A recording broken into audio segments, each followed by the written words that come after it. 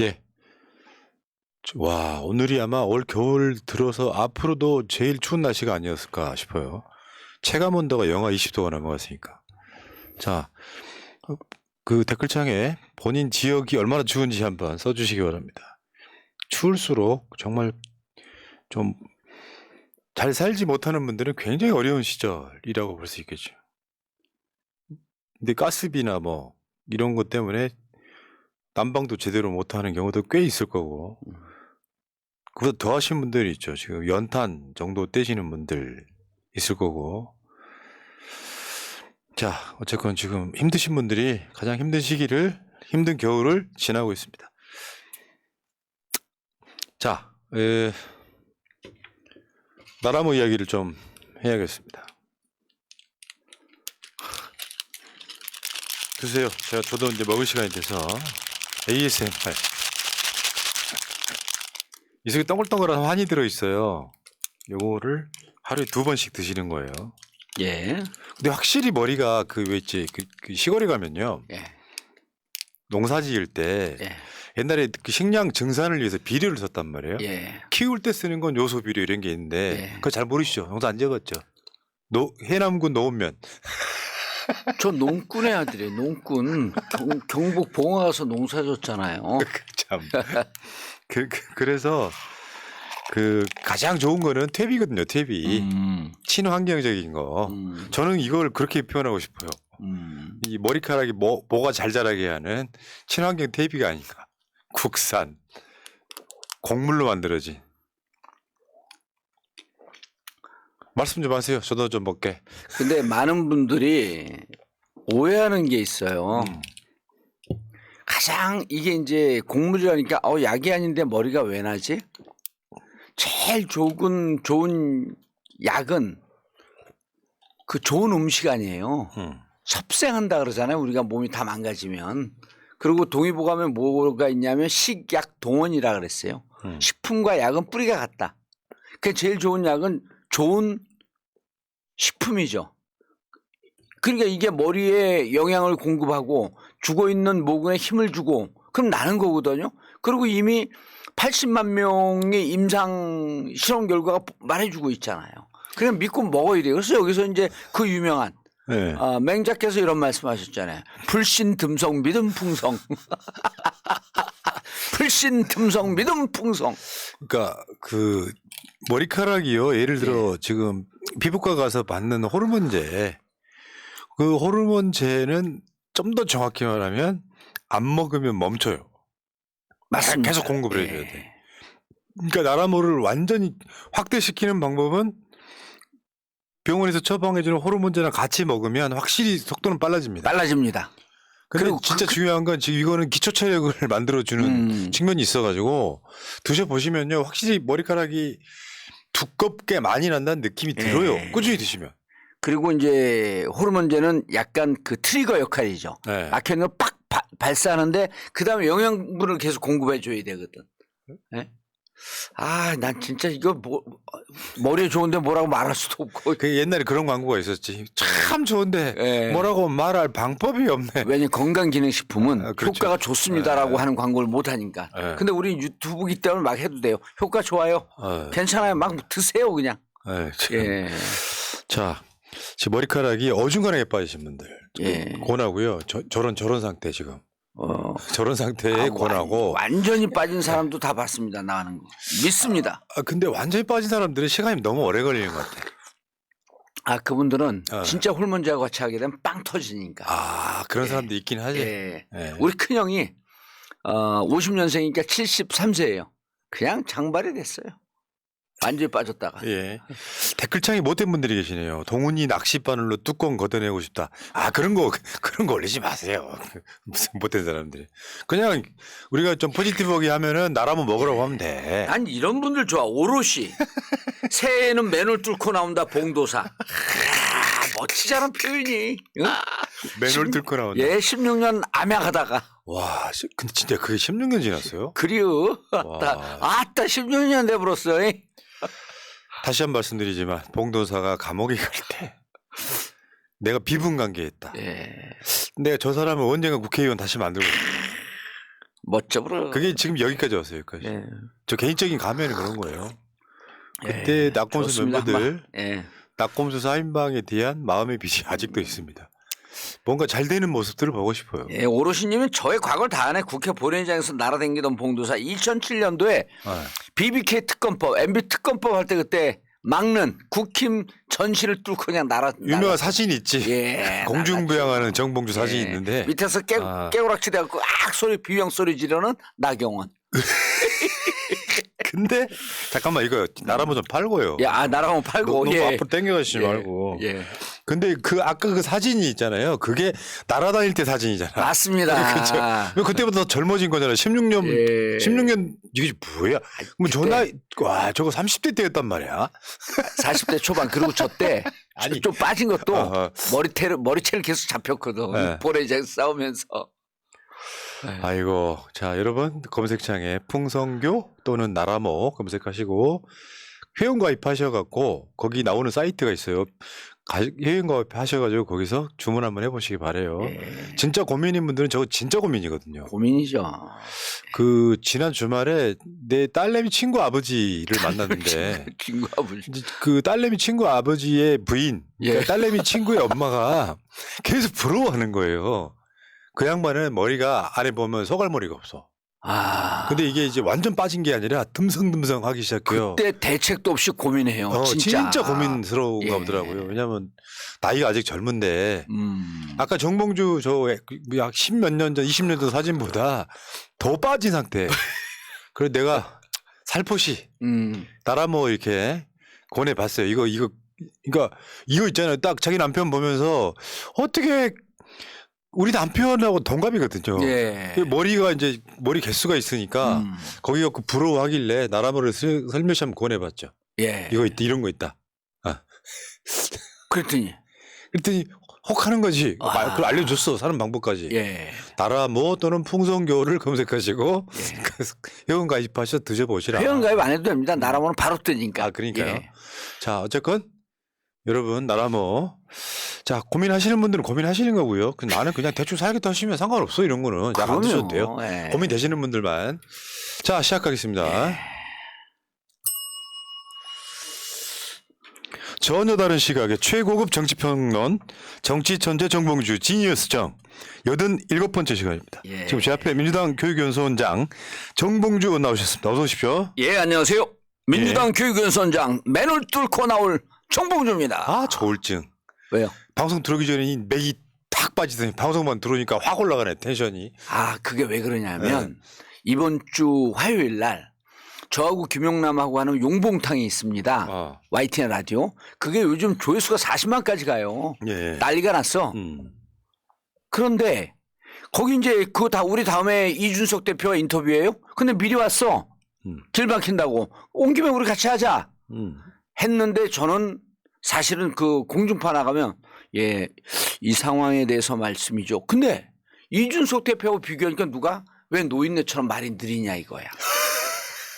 우리가 모르고 있어. 그래서 원래 음성이 늙을 수가 있거든요. 맞아요. 음성은 안 돼. 스피드가 느리면서 심지어 저를 박모 의원하고 비교를 하는 거야. 야, 이거 안 되겠다. 레벨업. 말을 빨리 힘차게 얘기를 해야겠다. 수시로 고쳐야 되니까.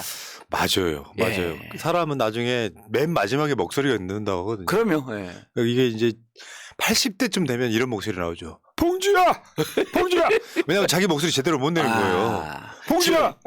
제가요, 90년대 이제 80년 후반에 문익환 목사님 모시고 다닐 때 우연히 어떤 사주를 보는 분하고 식사를 하는 자리가 있었어요. 20대 때. 네. 근데 그분이 묘하게 음성에 꽂혀 있는 분이에요. 사주를 보면서. 그러면서 그때 삼김 시대 아닙니까? 전두환 때도 이제 삼김이 다시 부활할 때인데 제일 먼저 김영삼 대통령이 된다. 두 번째 김대중 대통령이 된다. 김종필 대통령 결국 안 된다. 왜? 음성을 보면 안다. 세 분 중에 음성이 제일 맑은 게 김영삼. 그리고 김대중 대통령은 탁하긴 한데 대통령 못 될 음성은 아니다. 그 두 번째 된다. 김종필 음성이 너무 탁해서 결국 대통령 못 된다. 야, 목소리로 그런 게 있어요. 기가 막히게 막혔잖아요. 맞췄잖아. 가만히 있어봐. 그러면은 예. 저도 대통령이 될 그런 목소리입니까? 저보다 빨리 되죠. 죽어도 저보다 빨리 되지. 이재명 대표 다음에 할게요. 하려고 마음먹으면 이재명 대표 음성이요. 무척 맑고 좋아요. 맞아요. 맑고 좋습니다. 예. 전 탁해요. 그러니까 이재명 대표 다음으로 될까 말까도 그 다음이야 무조건. 아, 그러니까 이준석하고 붙여놨더니 예. 노인 소리 들어가지고 코가 석자나 빠졌다. 그래서 이걸 고쳐야 되겠구나. 그리고 또 그 방송을 3번 4번 들어본 거예요. 아, 그렇군요. 여기서 이렇게 고쳐야겠구나. 레벨업, 스피드업. 그게 조울증이 아니라 나를 바꾸고자 하는 끝없는 노력이다. 이 방송하는 사람들이 이런 예. 게 있어. 이제 방송하기 전에는 말을 갑자기 안 하려고 그래. 그냥 기 빠지거든요. 예. 야, 그 이야기 방송으로 하면 되지. 왜 중간에 먼저 말하는 사람도 있어. 말하고 싶어가지고 방송 전에. 그런 방송 막상 들으면 재미없어요. 그러니까 처음 듣는 이야기가 그럼 되잖아요. 처음 듣는 얘기이지. 말 거의 안 하는데 딱 보면 이런 게 있어. 출연자들이 딱 그 방송실 오잖아요. 이 사람이 오늘 기분 좋은가 안 좋은가를 먼저 보게 돼. 오늘 봤을 때는 오늘 뭔가 이렇게 코가 석전화 빠져 있더니 예. 역시 프로는 프로다. 방송 들어오니까 갑자기 텐션이 확 올라가는 거야. 그리고 약간 조울증 아니냐 이거 좀 심각할 수도 있다. 프로죠 프로. 예, 방송에 맞게. 저는 제가 만약 단체장을 하면 네. 단체장 그 단체에 속해 있는 방송국에 프라님을 사장을 시키고 싶어. 그러면서 사장을 하면서 방송도 같이 하는. 네. 그 롤 모델이 누구냐? 손석희. 아. JTBC에 사장으로 갔잖아요. 그럼 자기 방송을 했잖아. 프라님으로 해도 잘할 것 같아. 왜? 예. 이 새날을 하면서 경영 능력이 입증이 됐어. 좀 독자적이긴 하지만. 뭘 그 독재라 그래. 독자적. 말 실수했지만 독자적이지만 독자는 도찐개집니다. 그리고 방송 능력 뛰어나고. 저는 이런 건 있죠. 그립감이 세죠. 그립감 있어요. 그립감이 있어야 돼요. 그 중요하지. 예. 근데 그거는 내가 봤을 때 김호준 총수 주세요. 나 안 가져 그런 거. 뭐요? 다시 돌려보내야지. 김총수는 이미 자기 일가를 그거 어딘지 왜 얘기를 다시 돌려주죠. 나 어디라고 얘기 안 했어요. 왜 그러세요 오늘? 그 내가 실수했네요. 그럼요. 청진수설했네. 그리고 김호준 총수는 이미 유튜브라고 하는 방송 새로운 생태계가 생겨났기 때문에 거기서 완벽하게 적용한 전 세계에서 유일한 케이스? 유튜브 활용 1등일 거래요 아마. 그러니까 그것도 시켜. 예, 싫어요. 참, 네. 이미 총수는 그 그룹의 총수가 됐어. 점점 나는 잘하고 있어요. 내가 더 원조인데. 예, 더 원조죠. 제가 언론 재벌이잖아요. 그럼요. 언론 재벌. 주위에 엄청 많잖아요 지금. 언론 재벌이에요? 근데 저는 다른 쪽 신경 쓸 생각이 1도 없어요. 1도. 이것만 딱 할 거야. 그래서 제가 기가 막히게 아이디어를 냈잖아요. 뭐요? 모모 방송국의 새날 뉴스. 새날 뉴스. 자, 농담으로 받아들일게요. 자, 어쨌건 오늘 좀 즐겁게 한번 시작 한번 해볼게요. 우리 봉도사를 보면 제가 항상 느끼는 감정은 뭐냐면은 좀 짜네요. 뭐 이렇게 보시면은 봉도사 좋아하시는 분들이 의아하게 생각할지 모르는데 뭔가 사람이 자기 텐션이랄까 자기 표정 속에 살아온 인생에 대한 슬픔 같은 게 있거든요. 그걸 볼 줄 알아야 진짜예요. 그러니까 저분이 실험 농담을 해도 저건 슬픔이다라고 느낄 때가 있거든요. 그런 것들을 잘 모아서 저는 의리 있는 사람이 되겠습니다. 예. 네. 감사합니다. 예. 자, 여기까지 하시고 진짜 출발. 이 방송은 금요일 저녁 정봉주 TV로도 송출됩니다. 자, 지금 한동훈이 비대위원장 수락했다. 지랄 연병을 하네. 이거 뭐냐면은 뭐 안 하겠다는 애를 이렇게 삼고초려해서 데려온 게 아니잖아요. 수락은 무슨 이미 정해져 갖고 이미 용산 대통령실에서 하명이 있는 것으로 예상이 되는데 뭔 수락이야 저게. 그리고 법무부 장관직 사퇴 이임식을 오늘 오후에 한다는 등 이러는데 짜고 치는 고스톱 아닙니까? 무슨 수락이야. 한동훈 비대위원장 덥석 이런 거 아니야? 그렇죠. 이 상황, 이 법무부 장관직 사퇴하고 이런 건데 사실은 민주당에서 가장 물론 한동훈은 자기 지지층 결집하는 효과는 조금은 있을 건데 확장성 없는 비대위원장과 어떤 말의 리스크가 큰 사람을 비대위원장으로 삼고 처리한 듯이 언론이 언론 플레이하는 거 있잖아요. 예. 그러면서 뭐 한동훈이 정치 개혁을 잘할 것이다 이런 식의 빨아대는 기사가 지금 이 시각 현재 넘쳐나고 있습니다. 저는요. 음. 무척 고민스러워요. 음. 푸나님도 아마 저의 이 말씀 들으면 이 고민의 강도나 고민의 결이 똑같을 거예요. 네. 우리는요. 푸나님이나 저나 분명히 우리는 진영적 사고를 하는 사람들입니다. 그러면서 끊임없이 본인을 어떠한 사고 틀에 가둬놓으려고 하냐면 합리적 사고의 틀에 가둬놓으려고 노력을 해요. 합리적으로 이 상황을 보니까 자꾸 혼선이 오는 거예요. 한동훈? 정상적인 사고로는 이 한동훈 비대위원장을 하면 안 되는데. 말이 안 되죠. 그래 우리는 뭐 거의 미친 짓이다. 이게 뭐 죽음으로 가는 이 서브랑코 불로 뛰어드는 꼴이다 이렇게 하는데 이렇게 보면 이게 안 보이는 것 같아요. 그래서 저도 며칠 전서부터 이거를 한동훈 비대위원장 원래는 원희룡 쪽이었거든요. 그 원희룡 쪽으로 보는 게 합리적인 생각입니다. 그나마 더 낫지. 예, 네. 그나마. 그리고 그것이 본인들의 선거 결과에 긍정적인 결과를 가져올 거예요. 근데 이미 텄습니다. 한동훈 비대위원장을 갔잖아요. 이분들의 사고로 빙의에서 보면 역지사지에서 보면 그만큼 급하다는 겁니다. 맞죠. 그러니까 이게 최선의 선택 일 수밖에 없어요. 아니요, 일 수밖에 없어요. 그러니까 그들 나름의 최선의 예. 선택이고 객관적으로 보면 최악의 선택이에요. 이런 거죠. 여러분도 한번 들어보면 여러분 여기 계신 분들도 의아할 거예요. 어떻게 한동훈을 선택을 하지? 그러니까 이제 이 보수 언론에서 뭐라 그러냐면 민주당이 한동훈이 최강자니까 두려워하기 때문에 다른 프레임으로 공격을 하고 있다는 거, 분석을 하고 있다는 거예요. 한나땡이라고 그러는데 그렇게 보기에는 또 너무 가벼워요. 한동훈이 나오면 땡큐다. 이건 너무 가볍습니다. 어쨌든 한동훈도 자기 강점이 있으니까. 그런데 중요한 건 한동훈을 왜 세웠냐입니다. 이것만 봐야 돼요. 총선을 이기기 위해서는 저쪽에 인식 구조를 딱 들여다보면 총선을 이기기 위해서는 우리 내부가 단단해야 된다. 국힘 내부가 단단해야 된다. 흔들림이 없어야 된다. 국힘 내부를 흔들기 위해서 민주당은 쌍특검법을 발의했다. 그리고 이거는 쌍특검법이라고 하는 것은 민주당의 아주 시의적절한 교묘한 선거 전략이다. 이미 240일 전에 이 상황을 예측을 하고 쌍특검을 패스트트랙에 올렸다. 이렇게 봐요. 내부에 분석하는 사람을 제가 만났다니까요. 이미 240일 전에 240일은 얼마입니까? 38이 24. 예. 38이 24죠. 38이 8개월 전에 우리가 이 전략을 세웠다는 거예요.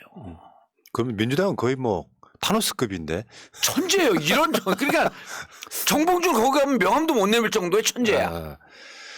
그러니까 저쪽은 말하자면 자기 안에 갇혀 있다 보니까. 요것만 조금만 더 정리하면. 그래서 이 전략을 세웠는데 그럼 민주당이 쌍특검법을 올린 건 국힘을 흔들어서 국힘이 흔들리는 상황에서 총선을 치르면 무조건 이긴다라고 하는 전략으로 쌍특검을 발의했고 8개월 전에 지금 쌍특검법이 올라오는데 이거를 가장 효율적으로 막을 사람이 최상의 우리의 지도자가 대표가 돼야 된다.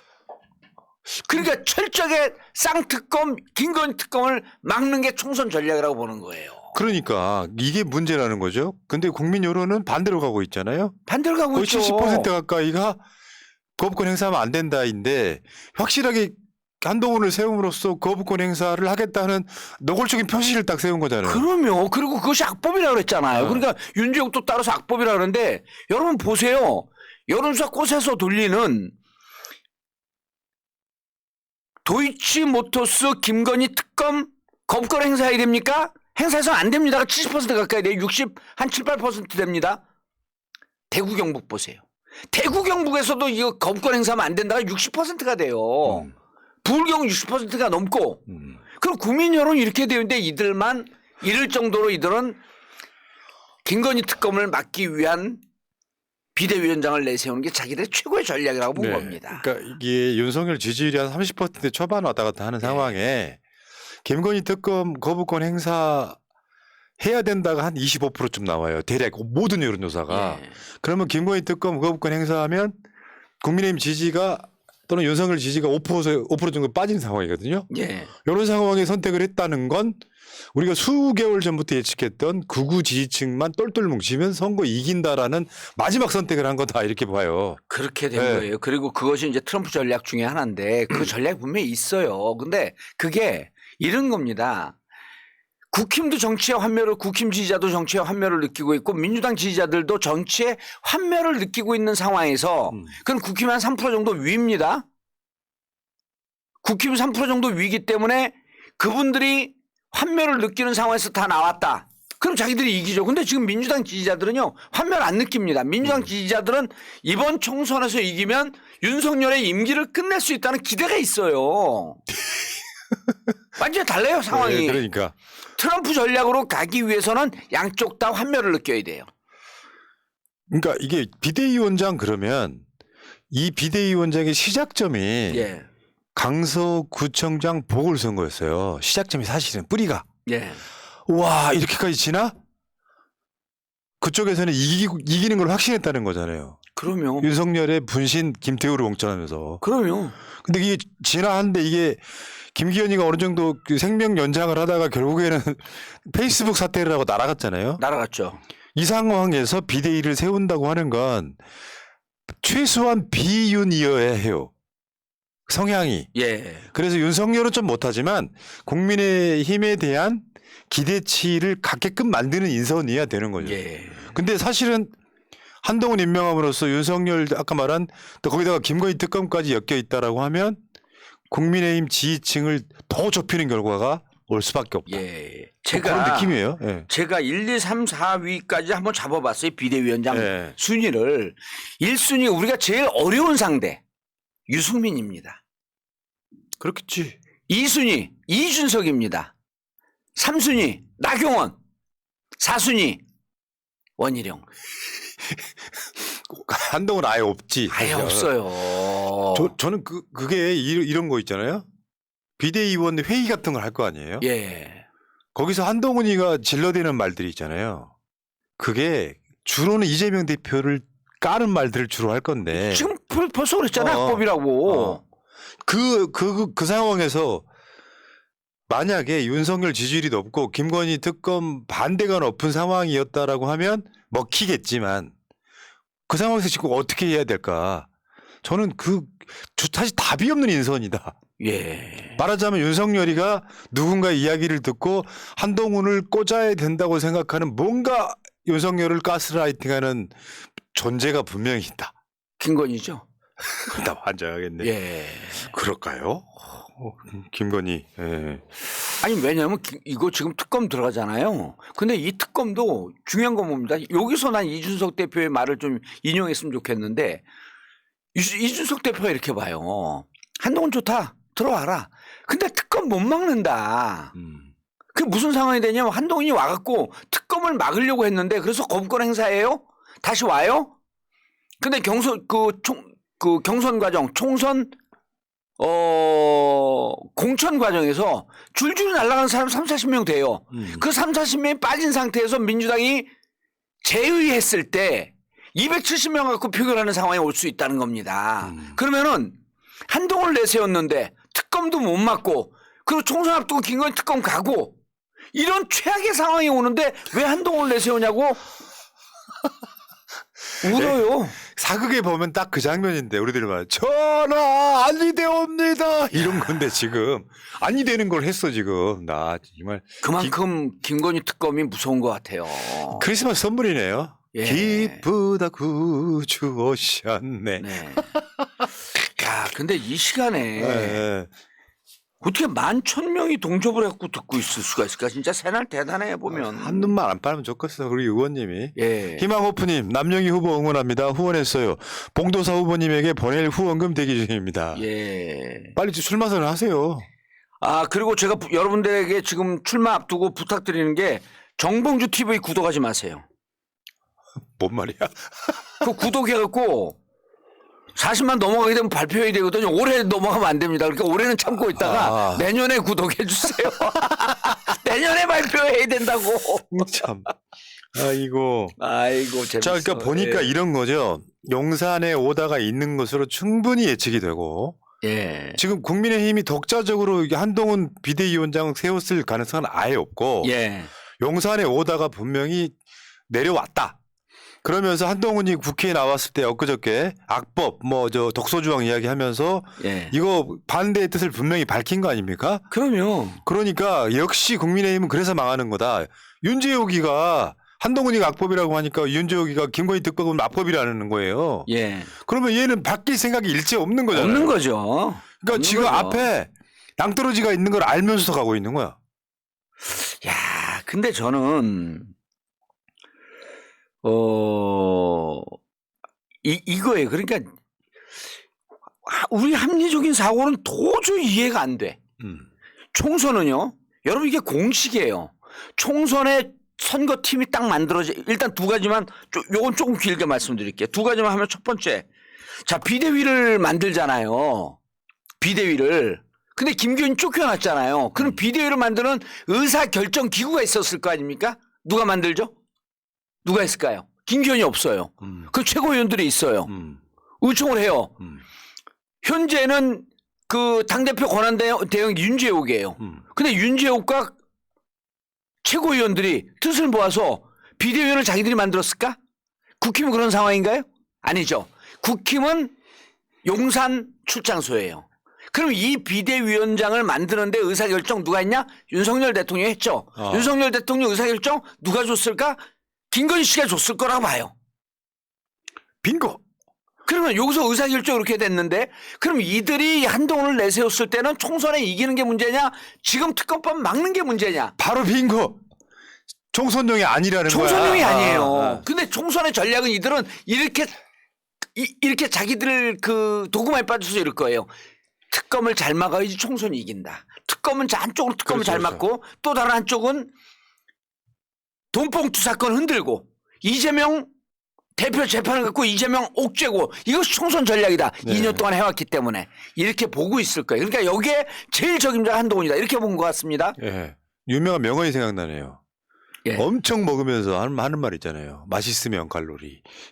그런 느낌이야 지금. 그 뭐예요? 맛있으면 칼로리.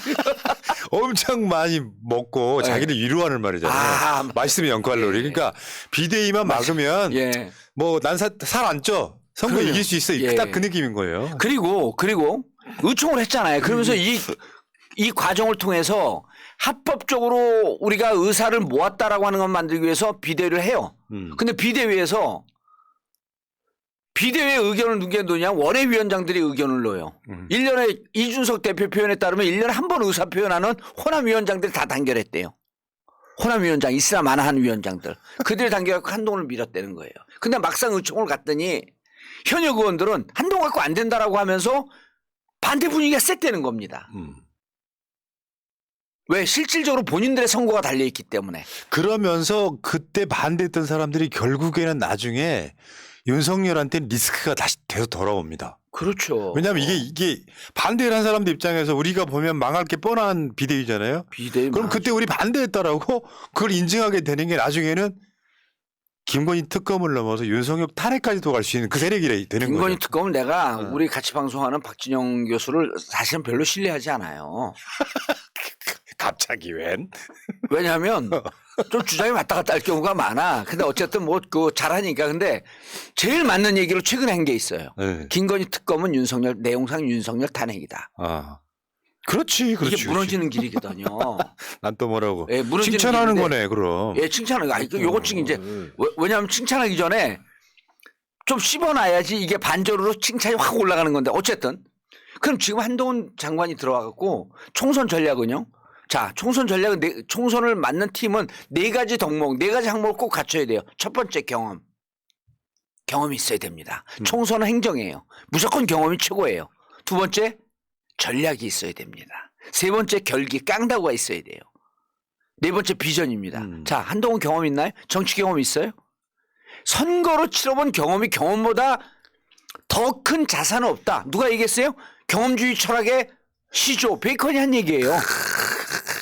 예? 그 베이컨이 뭐라 그랬냐면 이 잘못 판단을 오판하는 사람들 우리 그 가치는 4개의 우상이 있다. 종족의 우상, 동굴의 우상, 시장의 우상, 극장의 우상이 있다. 이 동굴의 우상 잘못된 경험과 잘못된 판단에 싹 갇혀서 다른 게 안 보이는 거예요. 이 경험이 없어요. 두 번째 전략이요. 피의자 구속시키는 전략은 있죠. 총선에서 전략은요. 진짜 이게 복잡단안합니다. 세 번째 결기 한동훈 장관이 결기가 있을까요? 비대칭적 권력을 갖고 잡기만 했잖아요. 다이다리 싸워갖고 결기 있게 싸워본 적이 있나요? 없어요. 마지막 비전? 뭔 비전이에요? 우리 존경하는 김건희 여사 구속 안 시키는 게 비전이에요. 이게 총선 전략인가요? 이게 망하는 길이라고 하는 게 공식을 대입해보면 딱 떨어지는 겁니다.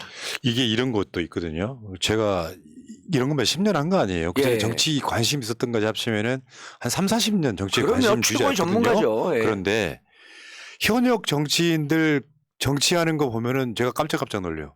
와, 이런 건 이렇게 하는 거구나. 경험하지 않으면 모르는 거예요. 맞습니다. 이재명 대표가 보궐선거로 국회의원이 됐잖아요. 예. 국회에 딱 들어가면 국회의 어떤 걸 잘 모르니까 그 뭐 정청래 최고 등에서 상당히 많은 사람들이 스승이 돼서 가르치는 그 기간이 있거든요. 예. 이 과정들이 없이 지금 얘가 말하자면 이런 거잖아요. 윤석열 따까리 하면서 예. 수사하면서 그나마 자기 그 스텝 내에서는 똑똑했던 애인 건 맞을 것 같아요. 예. 근데 이게 정치는 약간 다른 문제인데 어느 날 갑자기 자기 입장이 바뀌어서 민생을 생각하고 이거 안 된다는 거예요. 그러니까 이거는 가장 그러니까 말하자면 아까 말씀하신 게 정답인 것 같아요. 윤석열, 김건희 특검, 거부권 명분 쌓기에 일단 한동훈을 꽂아놓고 보자. 예. 이거를 강력하게 추진할 사람이 국민의힘 내에는 없다 이거예요. 없습니다. 왜냐하면 누구를 박아놔도 예를 들어 원희룡 박아놨고 이거거든요. 지금 이기기 위해서 첫 번째가 뭐냐면 총선에 이기기 위해서 첫 번째가 용산을 향해서 특검 받으셔야 됩니다. 이 얘기를 해야 돼요. 특검 받잖아요. 특검 받는 순간 우리가 휘청합니다. 근데 오자마자 뭐라 했어요? 악법이다. 저 전략이다. 네. 그래서 국힘을 지금 흔들기 위한 전략이다. 그러면 국민이 원하는 쪽으로 완전히 반대로 가는 거예요.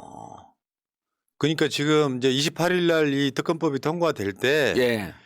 윤석열한테 거부권 행사해 달라고 윤재옥이가 그 그러니까 당은 반대 입장을 정리했다 이렇게 얘기를 합니다. 예. 그러니까 말하자면 확고하게 저쪽에서는 한동훈 세우는 과정에 김건희 특검법 거부권 행사하라는 명분을 쌓아주고 있는 거예요. 예. 우리 당은 여기 찬성한 적이 없다. 예. 여기서 이제 균열이 다시 생길 수밖에 없는. 생길 수밖에 없죠. 의원들은요 마음속으로요. 이거 김건희 특검 거부권 행사했다 총선 못 준다라고 하는 얘기를 대놓고 해요. 대놓고 합니다. 실제로 우리가 만나면 정형 우리 이거 선거 못 치러요. 그런데 이거 거부권 행사하라고 그럴 거 아니에요? 그 다음부터 이제는 자중질환에 빠집니다. 많은 분들이 내심으로는 선거를 치르려면 이걸 특검을 받아야 되는데 근데 용산에 딱 거부권 행사를 해. 그때부터 그 내부가 부글부글 끓습니다.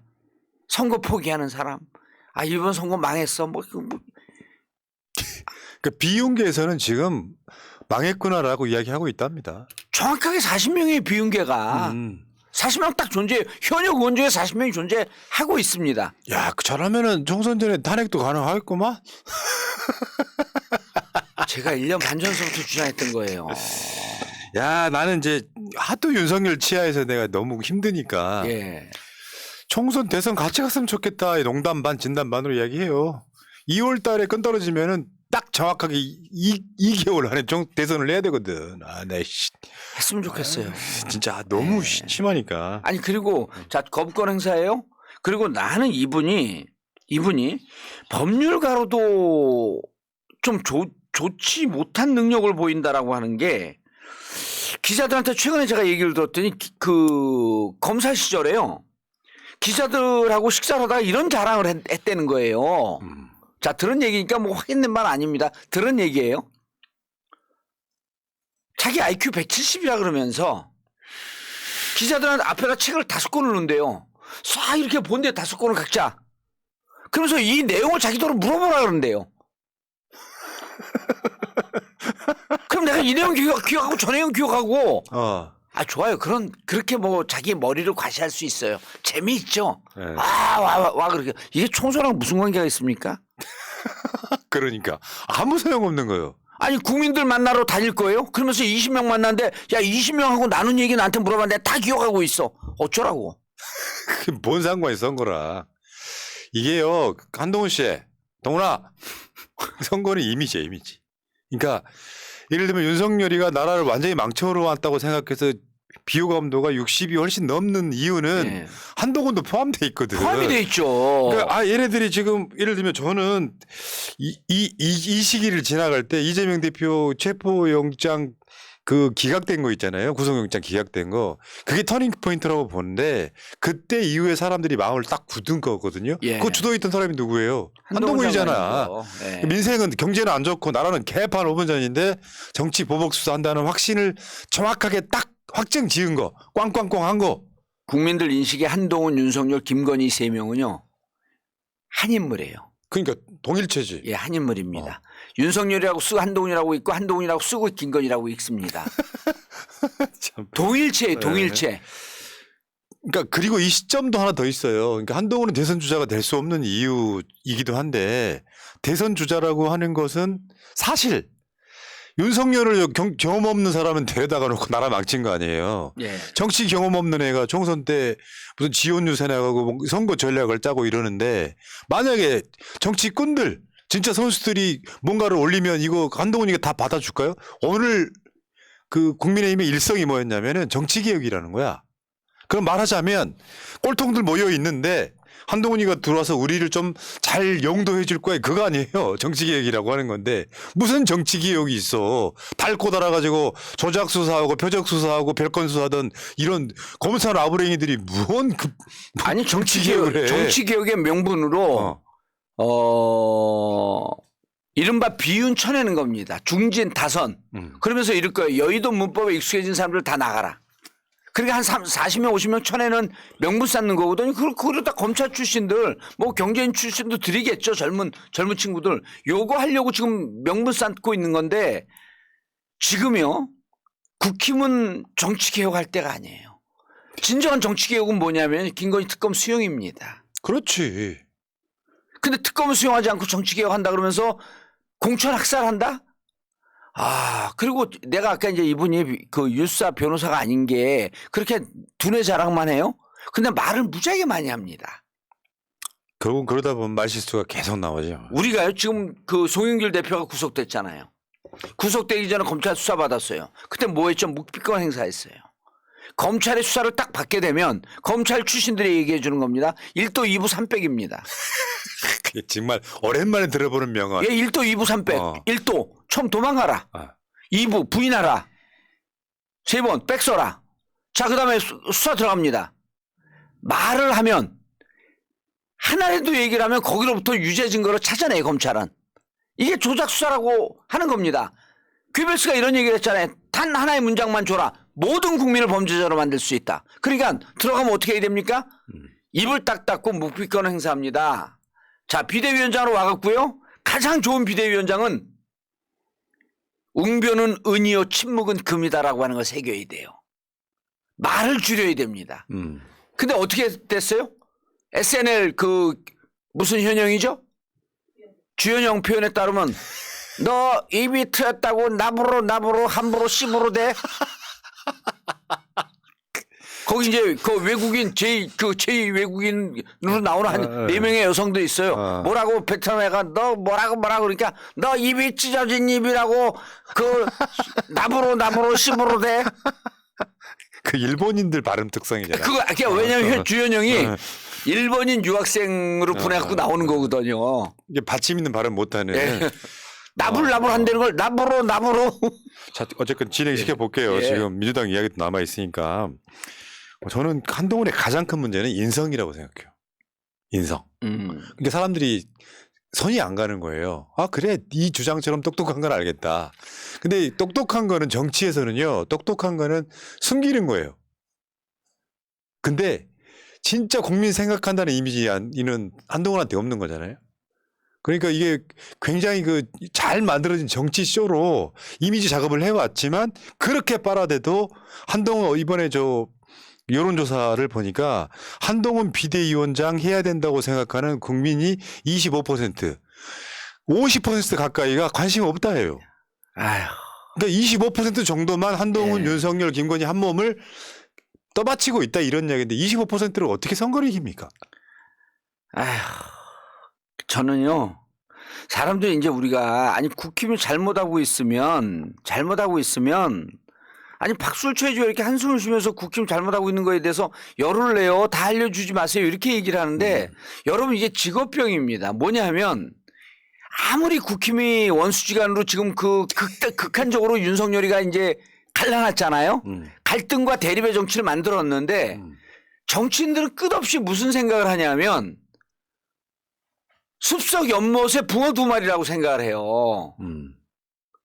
우리와 국힘은 숲속에 있는 붕어 두 마리라고 생각합니다. 한 마리가 썩어 죽으면요. 나머지 한 마리도 물이 썩어서 죽는다고 생각을 합니다. 그러니까 사실은 제일 좋은 건 국힘도 잘 되고 우리도 잘 되면서 서로 가는 길은 다르지만 보수진보 가는 길은 다르지만 투쟁하고 비판하고 토론하면서 상생의 길로 가야 돼요.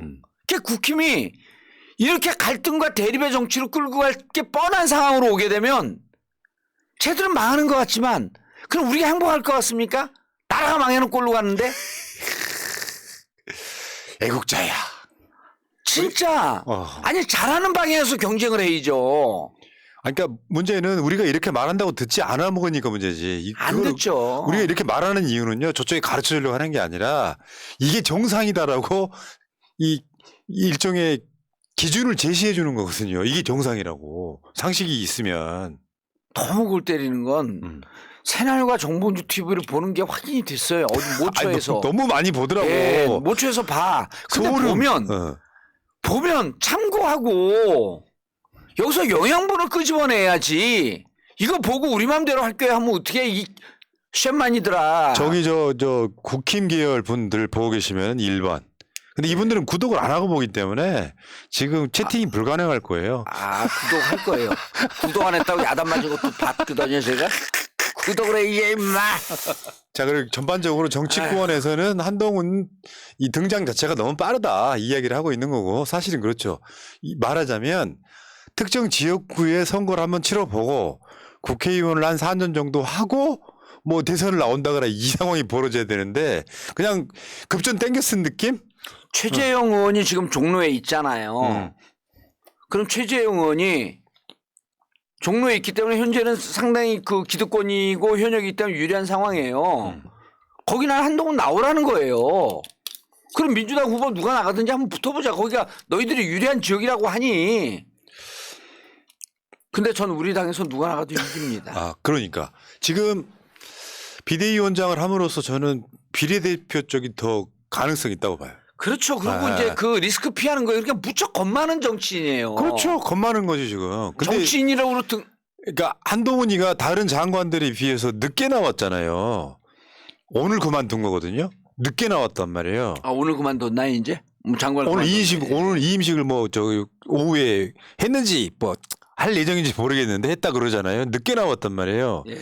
한동훈 자체가 해야 되는 임무가 있긴 한 거죠. 사실은 뭐 송영길 대표를 구속시킨다라든지 다른 임무가 있긴 한 건데 늦게 나왔다라고 하는 건 다른 말로 하면 윤석열의 지시일 가능성이 되게 높은 거죠. 지금 나왔다라고 하는 건 자, 너 비대위원장에서 김건희 특검부터 막아라.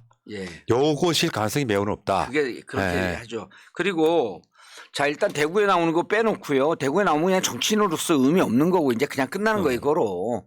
그럼 서초갑 강남갑 나와도 똑같습니다. 그런데 서초을과 강남을 나오면 상황이 좀 달라져요.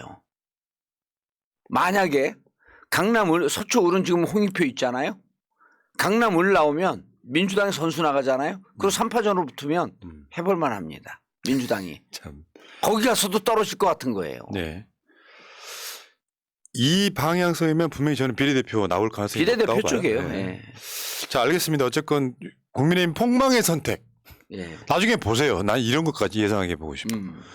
설화, 말실수 이런 걸로 또는 자기 꼬라지 때문에 비대위원장 사퇴할 가능성 높고요. 예. 비대위는 여러분 그 기자들이나 국민의 그 국회에서 민주당 의원들이 한동훈한테 질문하는 거랑 다른 개념이에요. 그 입으로 비대위원장 중도 사퇴 가능성도 있다. 심정적으로는 그렇다. 물론 사퇴하기는 어렵겠지만 그런 정도로 심각한 인사가 비대위원장이 됐다. 상상을 초월해. 예. 이때 어떤 그 지지율을 모으려면 굉장히 오랜 많은 경험을 가진 사람이 합리적 생각을 갖고 있는 사람이 비대위원장이 돼야지 구구 중에 구구가 들어와가지고 아무 경험도 없는데 뭐 하겠어요 지금. 그냥 아바타지. 그러니까 아니, 김건희 특검 막는 용도의 네. 비대위원장이다 이렇게. 자, 김건희 특검도 못 막아요. 제가 보기에는. 예. 한번 해보자는 거예요. 그리고 뭐 그러니까. 아까 그 뭐 유인태 장관 그 유인태 전 수석도 얘기하고 김종인 얘기하고 다 얘기 핵심이 이거의 결론이 네가 뭔 정치라니. 맞지. 예? 뭐 등판 시기가 이르다. 정치에 뭐 데뷔하기 이르다. 뭐 그 보수의 1등이어봐야 그래봐야 10%대다 이런 게 네가 뭐 니들이 정치를 알아? 아하. 네가 정치를 알아? 이 얘기를 하는 거예요. 참. 그러면 이제 그런 거죠. 한동훈 심리는 뭐 그러는 의원님은 정치하십니까? 이런 여의도 문법이라 그랬죠. 그렇게 뭐 여의도는 다 부패한 정치들이 있으니까 그 부패한 정치가 대한민국을 선진국으로 만드는데 그래도 일조를 했어요. 아니 그리고 저 한동훈이가 저 아이폰 비번부터 시작해서 예. 청문회 때 그 제기됐던 의혹들 하나도 해소 안 됐거든요. 그러니까 난 부패한 건 똑같은 놈들인 거예요. 아니 더 똑같지 않아요. 지금 국회의원들은요 노출된 신분입니다. 지금 한동훈 가족 문제라든지 난 이거 노출시키면요. 난 노출 한번 해보고 싶어요. 뭐 처형 문제도 있고 뭐 딸 문제도 있고 있다라고 하는 한간에 설이 있는데 한번 노출시키고 싶어요. 그러니까요. 뭐 부동산 투기, 뭐 예. 자녀 뭐 스펙 쌓기 문제. 일단 장애인 어른은 조평사 파업 유도 발언 때문에 유죄를 받았던 분 아니에요. 심지어 이 자범은요. 이 자범. 자동차 싸게 살려고 예. 저 위장전입됐던 자 여기까지 하시죠. 시키다 시도. 민주당으로 갈게요. 예. 자 이철우님, 징하네. 이철우님 죄송한데 저도 2배속으로 들어요. 예, 예 감사합니다. 예. 자 민주당으로 가겠습니다. 어제 이재명 대표와 김부겸 전 총리가 만났어요. 예. 여기서 이제 뭐 사실 이런 거죠. 정치인 이미지라고 김부겸 총리는 이재명 대표한테 분열은 총선 필패니까 예. 말하자면 이낙연 대표도 만나시오 이런 예. 이야기를 했고 이재명 대표는 이낙연 전 총리 만날 거다 이런 건데 예. 참 보면 참 걸리적거려. 진짜 이런 거 있잖아요. 진짜 원로들은요. 자 이재명 대표 중심으로 뭉쳐서 윤석열 정권 심판합시다 하면 돼. 근데 이 과정들을 아주 쓸데없이 거치는 게 난 너무 싫은 거예요. 아니, 제가 여기서 나는 왜 이렇게 정치를 복잡하게들 하는지 이해가 안 돼요. 저도, 뭐 여기서 얘기할 일은 아니지만 일단 그 현역으로 들어가게 되면 여러 가지 계획이 있을 거 아니에요. 근데 이제 그거는 미리 김치국물 마시는 것 때문에 그거 얘기를 하지 않는데 젊은 정치라고 하는 거는요. 이렇게 상황을 절차를 복잡하게 만드는 거 아닙니다. 이건 꼰대 정치예요. 근데 이재명 대표는 젊은 정치 하는 분이에요. 제가 알기로는. 자, 이낙연 대표가 당에 대해서 비판했습니다. 그때 이재명 대표가 뭐라 그랬어요? 만나자 그랬어요. 이낙연 대표가 뭐라 그랬습니까? 때가 아니다 그랬어요. 뭔 연병할 때가 있습니까? 만나는데. 아니 당이 이렇게 문제가 있다고 해서 문제의 진앙지가 이재명이라면서요. 그 이재명 대표가 만나자 그랬어요. 그럼 이유 불문하고 시기 장소 불문하고 즉각 만나면 되는 거 아니에요? 만나자고 얘기 제시한 시간이 1시야. 근데 유튜브 보다 보니까 이제 만나자 그랬어. 그럼 1시 반에 전화하는 거예요. 지금 만나자. 우리 지금 만나. 당장 만나. 노래도 있잖아요. 아니 뭐가 그리 복잡하냐고. 진심이라면 민주당이 잘 되길 바라는 게 진심이라면. 뭔 꼰대 정치들 하냐고. 이것 따지고 저것 따지고 뭔 원로들이야 지들이. 그러니까, 엠빙할 진짜. 근데 아니 국민들은 지금 경제 문제하고 정치 때문에 환멸을 느끼고 민주당 어떻게든 고민하는 사람들이 그냥 술 먹느라고 대박 114 대리운전 맨날 부르고. 뭐 PPL을 정말 선수인데? 예? 아니 그 열받으니까 머리 빠지니까 나라면 또 먹고. 그렇지. 이러고 죽겠는데 그럼 당장 만나요. 이재명 대표가 만나자 그랬습니다. 예. 그럼 이유 불문하고 만나면 될 거 아니에요. 뭐 뜸을 들여요. 왜? 그거는 비판을 위한 비판만 하고 있다는 거예요. 그러니까 뭔가 내가 챙겨야 될 게 있어서 밀당하는 거밖에 좀 안 보여요. 진짜로 민주당 생각하는 거 아니에요, 이거는? 좋습니다. 조금 더 제가 직접적으로 얘기할게요. 이낙연 대표님, 민주당의 미래에 대해서 고민이 있습니까? 본인의 미래에 대해서 고민이 있습니까? 진정으로 민주당의 미래에 대해서 고민이 있고 국가의 미래에 대해서 고민이 있고 나의 미래에 대해서보다도 그것이 더 고민이 크다고 한다면 지금 전화해서 당장 만나세요. 제가 한 말씀 드릴게요. 우리 지금 만나. 당장 만나. 아유 씨. 아유 그러니까 답답해. 이게 이런 거예요. 아유, 제가 노욕이라고 이야기했던 예. 이유가 그런 지점이거든요. 어느 정도까지 올라가면 예. 대선 나가는 사람들은 빼고 민주당에서 당대표하고 그 전에 국무총리까지 했잖아요. 예. 그러면 내 마음속으로 내 인생에서는 이제 여기까지인가 보다라고 딱 내려놓으면 그럼요. 실제로 민주당이라고 하는 나를 키워줬던 정당에 대한 고마움으로 예. 당대표가 누가 되든 돕고 싶어 하는 거예요. 저게 정상적인 거야. 맞습니다. 지금 제가 봤을 때 정세균 정도 스탠스는 그거 같아요. 맞습니다. 정세균 대표 훌륭한 분이에요. 뭐. 그런데 지금 이 상황은 좀 아무리 봐도 이건 노욕이야. 예. 예. 그리고요. 이낙연 대표님 누구 탓할 거 하나도 없어요. 2020년 8월인가 9월쯤으로 기억하는데 그때 이제 당대표 나올까 말까 할 때 결국 당대표 출마 선언을 하지 않습니까? 6개월짜리.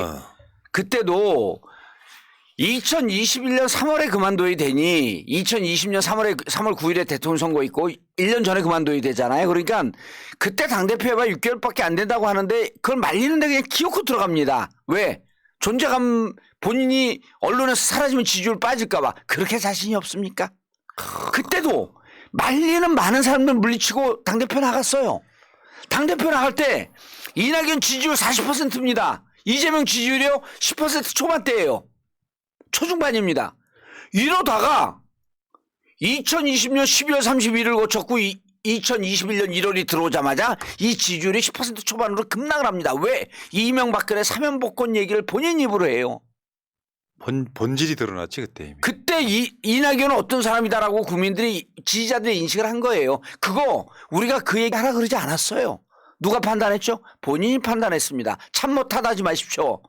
왕은요 좌의정 우의정이 좌의정은 전쟁을 하자 우의정은 화친을 하자 이럴 때 최종 결정 왕이 내립니다. 그때 사면복권 최종 결정 누가 내렸어요? 본인이 내렸잖아요. 자기가 지지율 까먹고 누구 탓합니까?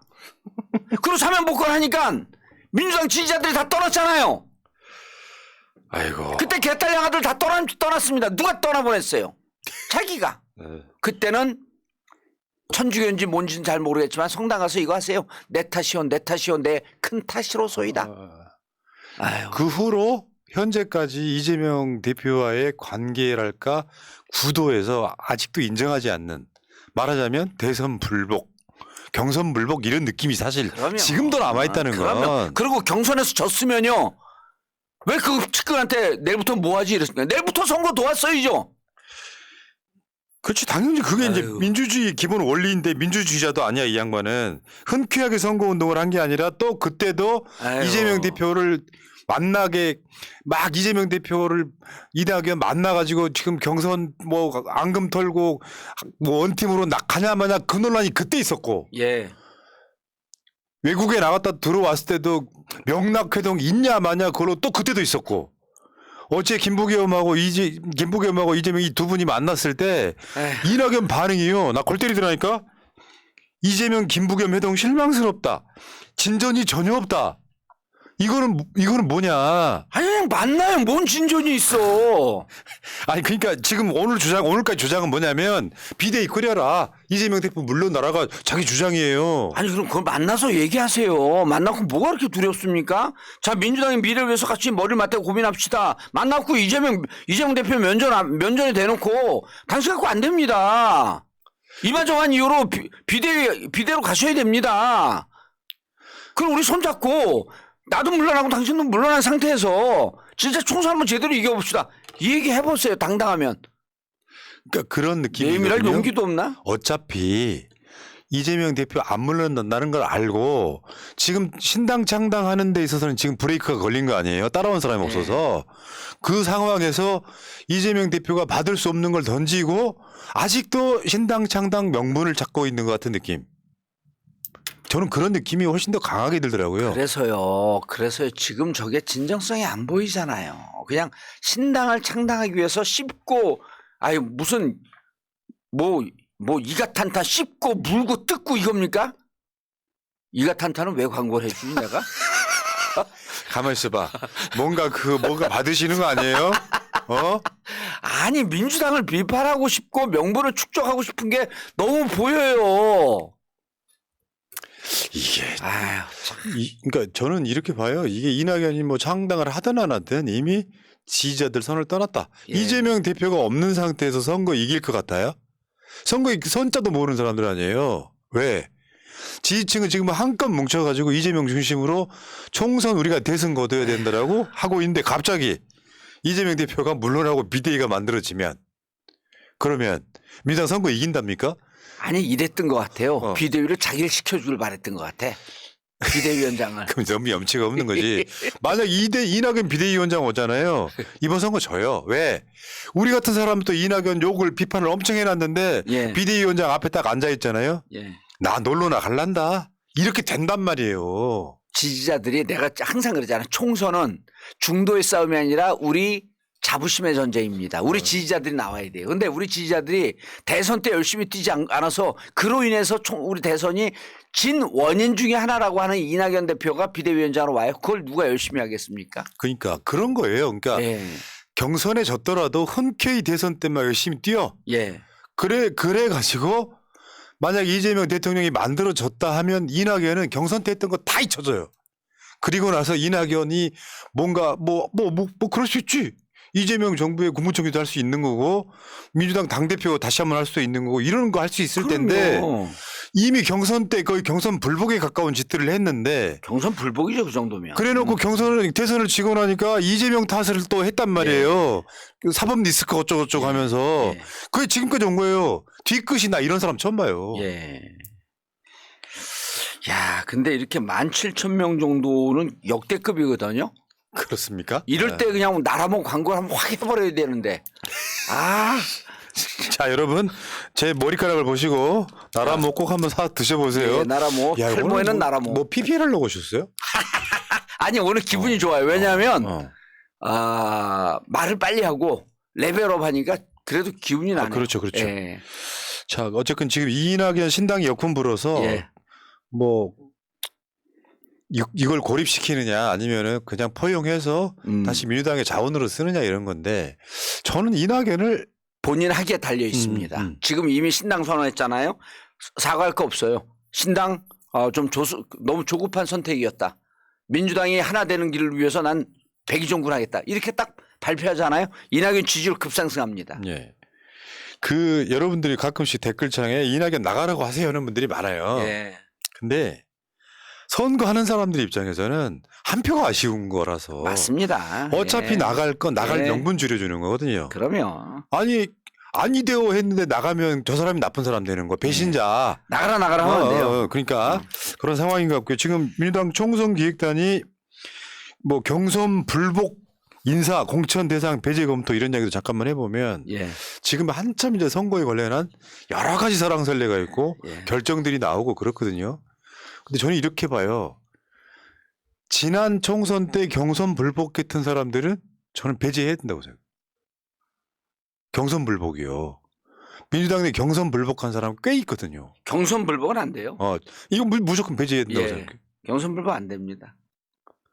이게 배제를 안 하게 되면은 이게 이상한 전통이 돼버립니다. 맞아요. 대선 때 이낙연이 마찬가지고요. 뭐 끝까지 불복했다 이런 건 아닌데 초반에 이재명 후보가 이제 후보가 되고 나서 사실상 경선 불복의 시간이 있었거든요. 예. 사실상 예. 그게 초반 그 선거 운동에 굉장히 치명적이었던 부분도 있고요. 총선 때도 마찬가지로 제 기억에 이낙연계 신경민 영등포울에서 경선에 졌어. 예. 현역 의원이 18년 만에 돌아온 김민석한테 졌어. 경선 불복했어요. 지금까지 불복 상태예요. 경선 내가 수용할 수 없다. 지금 방송 나가고 민주당 욕하는 게 일이더만. 그러니까 예. 그런 사람들 되면 안 된다는 거고요.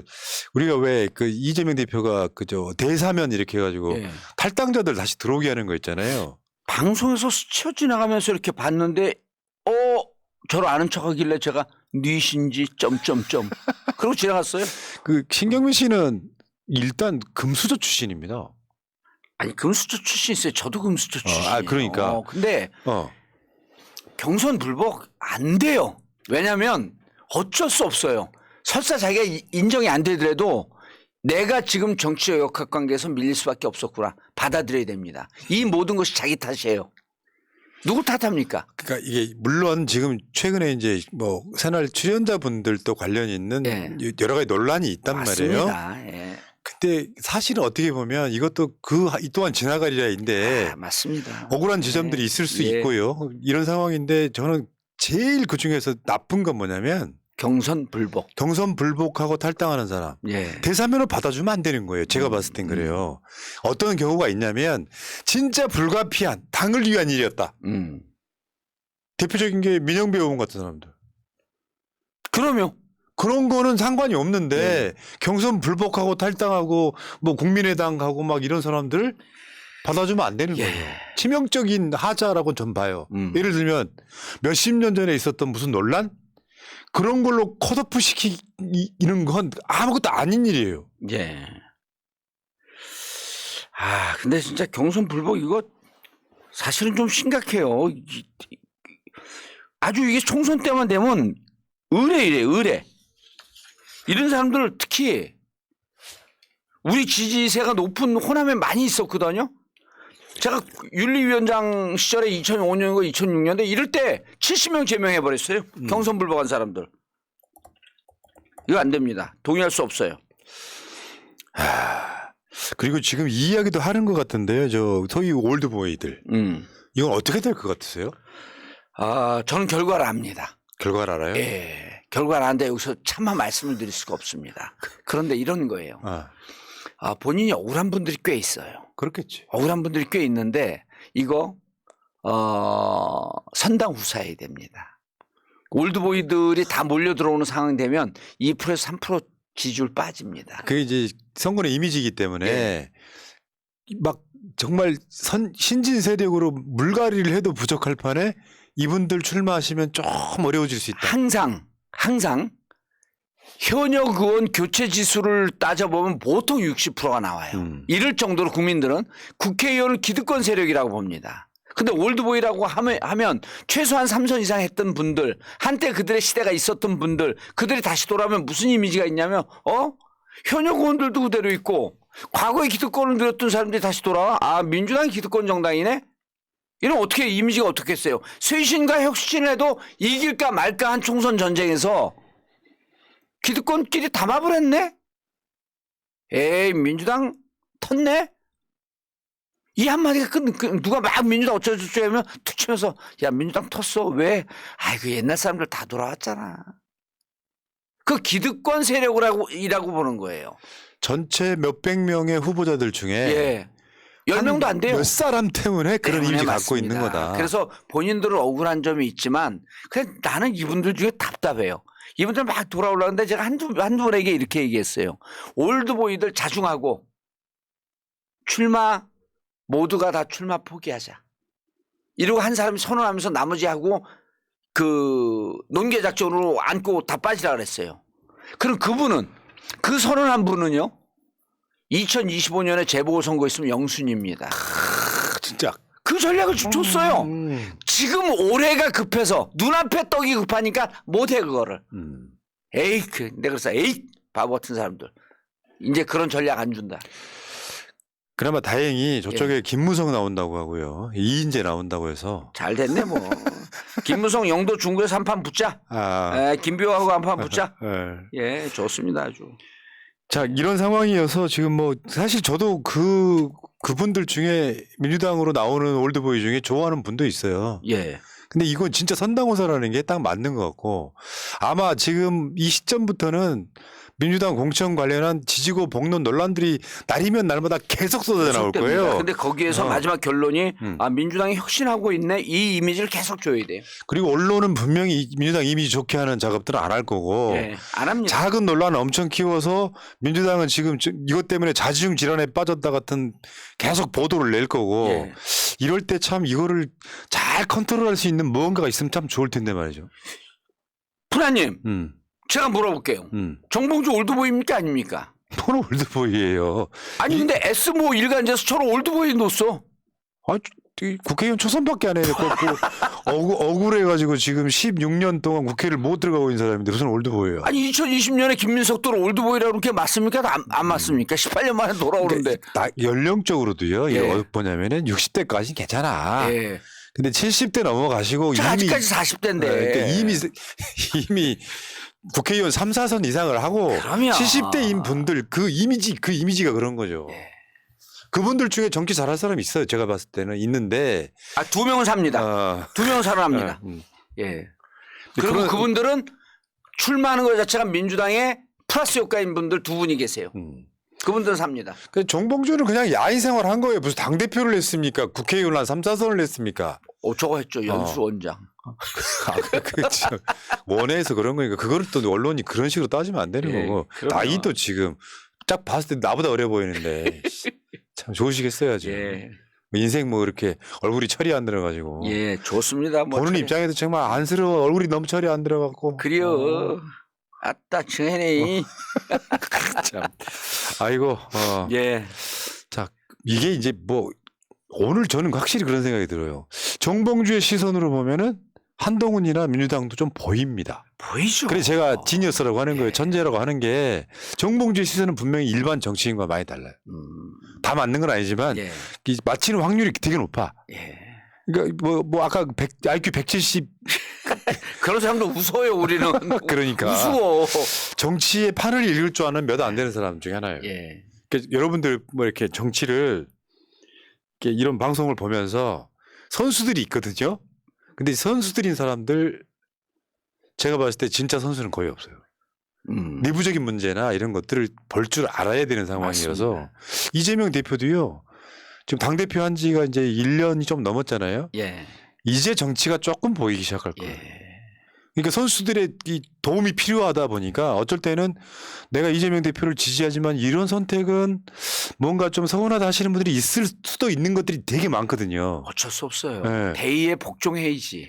그래서 저는 이렇게 생각해요. 선거 잡음이 있을 때 저는 누가 뭐래도 이재명 민주당 중심으로 바라볼 수밖에 없는 입장이다. 맞습니다. 그리고 다만, 예, 말씀하세요. 다만 억울한 사람은 없어야 돼서 음. 억울한 사람 이야기도 들어주고 싶다. 이런 거죠. 맞습니다. 그리고 저는 이제 프라님하고 방송을 하면서 우리가 방송을 하면서 여러분들에게 새로운 정보를 준다고 생각하는 것보다도 여러분들이라고 하는 이 토론의 광장을 만들어 놓고 함께 토론한다고 생각을 하거든요. 그리고 여기 들어오신 분이 지금 오늘 17,000명 동접인데 이분들 얼마나 수준 높습니까? 수준 높으니까 이렇게 추운 날 밖에 안 나가고 이 방송을 듣고 있는 거예요. 그렇지. 이분들이 없으면 우리가 방송을 어떻게 합니까? 우리 존재 의미가 없잖아요. 뭐 둘이 하는 건 커피 마시는 건 잡담이죠. 아무 의미가 없잖아요. 그래서 여러분들이 함께 토론에 참여해 주신 게 너무 감사하고 예. 여러분들이 들어주고 여러분들이 함께 문제 제기를 해주면서 우린 또 발전해 나가고 있는 거고 그리고 이 모든 것을 우리는 민주당이라고 하는 큰 집안에 있는 거예요. 그 집이 좀 잘못했다고 해서 민주당은 우리 부모인데 부모가 잘못했다고 해갖고 조금 비판할 뿐이지 그 집을 뛰쳐나갈 수는 없는 거 아닙니까? 예. 그 소위 올드보이 뭐 그 프레임 자체가 프레임일 수 있는데 그런 분들이 출마하시려면요 험지 가시면 돼요. 그럼 진정성이 맞습니다. 있잖아요. 여기까지 말씀드리고 예. 자 한상실님 감사드리고요. 보람 PD 있잖아요. 저 나라모 아까 그 처음에 보여주셨던 거 그거 다시 좀- 한번 좀 보여줘 보세요. 네. 예.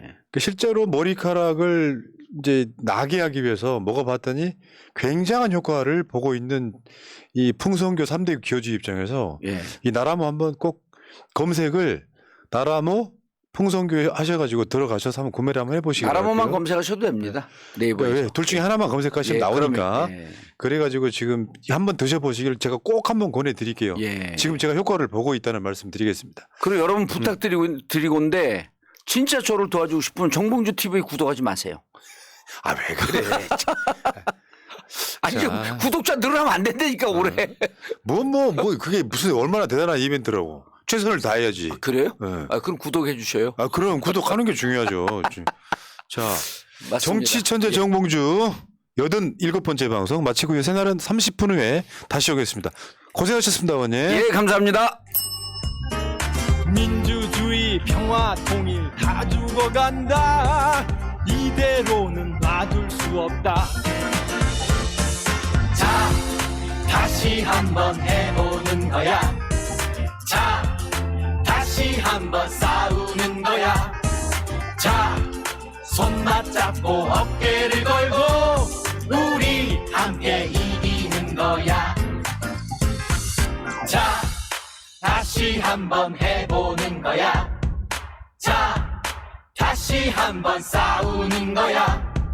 자, 손 맞잡고 어깨를 걸고 우리 함께 이기는 거야. 자, 다시 한번 해보는 거야. 자, 다시 한번 싸우는 거야.